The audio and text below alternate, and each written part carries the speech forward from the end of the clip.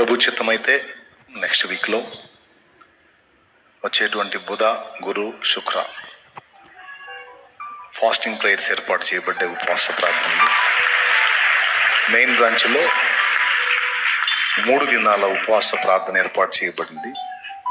July dates అక్కడ కనపడుతున్నాయి. 16, 17, 18 బుధ, గురు, శుక్రవారాలు ఫాస్టింగ్ ప్రేయర్ ఉంది. నెక్స్ట్ వీక్కి ప్రిపేర్ అవ్వండి. 2 రోజుల ముందు మీకు అవకాశం ఉంటుంది. సోమ, మంగళ పనులు చేసుకోండి.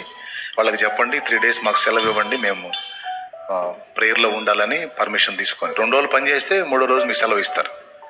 కాబట్టి మీ తీవ్రత, నేను దేవుడితో గడపాలి, తిరిగి ఆత్మీయ అనుబంధాన్ని నెలకొల్పుకోవాలి, నేను తిరిగి ఉపవాసంలో నా దేవునికి సమీపం కావాలి, నా జీవితాన్ని చక్కదిద్దుకోవాలి, సరి చేసుకోవాలి, నేను లైన్లో ఉండాలి అనుకుంటే సిద్ధపడు.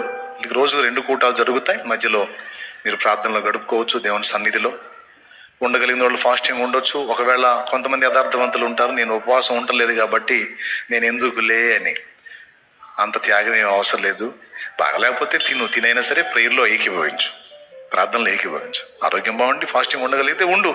ఆత్మీయ జీవితాన్ని తిరిగి మండించుకుందాం, తిరిగి పురికొల్పుకుందాం. ఆ 3 దినాలు కాస్త సెల్ ఫోన్ని పక్కన పెడదాం.